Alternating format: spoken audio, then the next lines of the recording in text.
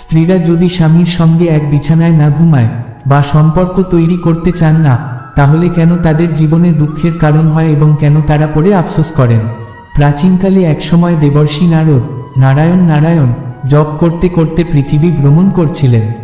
এক রাতে যখন সবাই তাদের বাড়িতে ঘুমিয়ে, তিনি দেখলেন একজন লোক অন্ধকার রাতে জঙ্গলের দিকে তাড়াতাড়ি চলে যাচ্ছে। নারদ মুনির মনে কৌতূহল জাগল। তিনি ভাবলেন, এত রাতে যখন সবাই ঘুমিয়ে রয়েছে, তখন এই লোক জঙ্গলে কেন যাচ্ছে?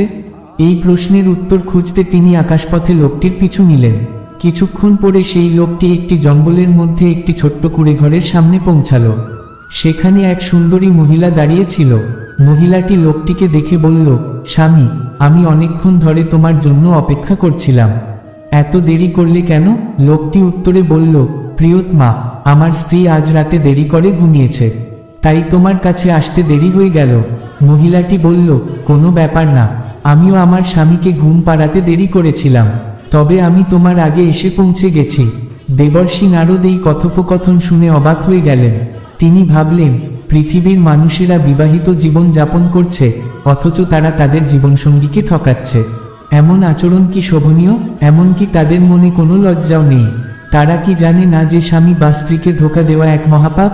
এই ঘটনা দেখে দেবর্ষি নারদের মনে প্রশ্ন জাগল। সেই প্রশ্নের উত্তর খুঁজতে তিনি নারায়ণ নারায়ণ জপ করতে করতে কৈলাস পর্বতে গিয়ে শিবের কাছে পৌঁছালেন। কৈলাসে পৌঁছে নারদ মুনি শিবের উদ্দেশ্যে প্রণাম করলেন। শিব বললেন, নারদ, হঠাৎ কৈলাসে আসার কারণ কি? আমি কিভাবে তোমার সাহায্য করতে পারি? নারদ বললেন, হে প্রভু, পৃথিবী ভ্রমণের সময় আমি এক অদ্ভুত ঘটনা দেখেছি। এই ঘটনাটি আমার মনে দুটি প্রশ্ন জাগিয়েছে। সেই প্রশ্নগুলির উত্তর জানতে আমি আপনার কাছে এসেছি। দয়া করে আমার শঙ্কা দূর করুন। শিব বললেন, নারদ, তোমার প্রশ্ন করো, আমি অবশ্যই তোমার উত্তর দেব। নারদ বললেন, হে প্রভু, আমার প্রথম প্রশ্ন হল, কিছু স্ত্রী তাদের স্বামীর সঙ্গে শয়ন করেন না কেন এবং তাদের কাছে স্বামীকে আসতে দেন না কেন? দ্বিতীয় প্রশ্ন হল, মানুষ জীবনে এমন তিনটি ভুল কি করে যার কারণে তাকে সারা জীবন আফসোস করতে হয়? আবার যারা এই ভুলগুলি থেকে নিজেকে বাঁচায়, তাদের জীবন সুখে ভরে ওঠে। শিব উত্তর দিলেন, নারদ, তোমার প্রশ্ন খুব গুরুত্বপূর্ণ। প্রতিটি মানুষকে এই উত্তরগুলি জানা উচিত, কারণ মানুষ জীবনের শুরুতে কিছু ভুল করে, যা পরবর্তীতে তাদের পুরো জীবনকে ধ্বংস করে দেয়।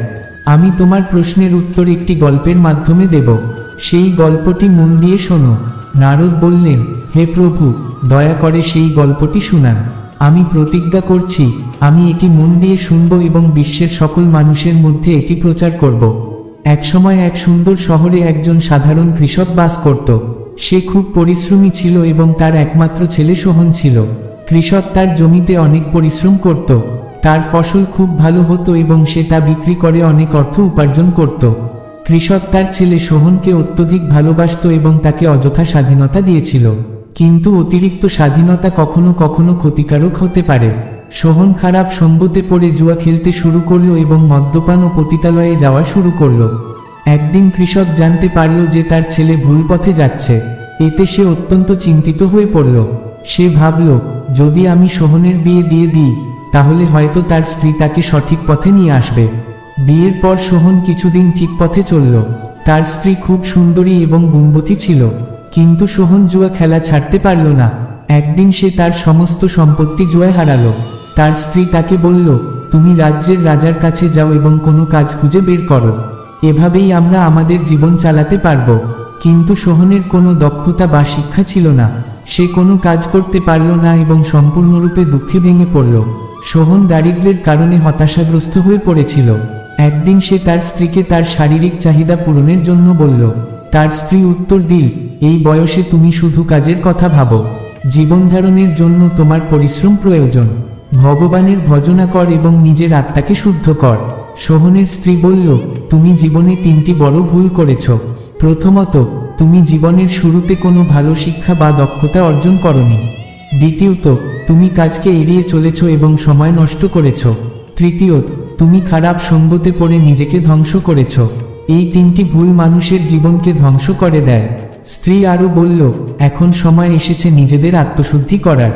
সংসারের বয়স অর্ধেক পেরিয়েছে। আমাদের সন্তানদের বিয়ে দিয়ে আমরা ভগবানের ভজনা করব। শিব বললেন, নারদ, সোহনের গল্প থেকে আমরা শিখি যে জীবনে শৃঙ্খলা ও সঠিক পথ বেছে নেওয়া অত্যন্ত গুরুত্বপূর্ণ। স্ত্রী এবং স্বামী যদি একে অপরকে সঠিক পথে চালিত করে তাহলে সংসার সুখী হয়। নারদ মুনি এই শিক্ষাটি মন দিয়ে শুনলেন এবং নারায়ণ নারায়ণ জপ করতে করতে পৃথিবীতে ফিরে গেলেন।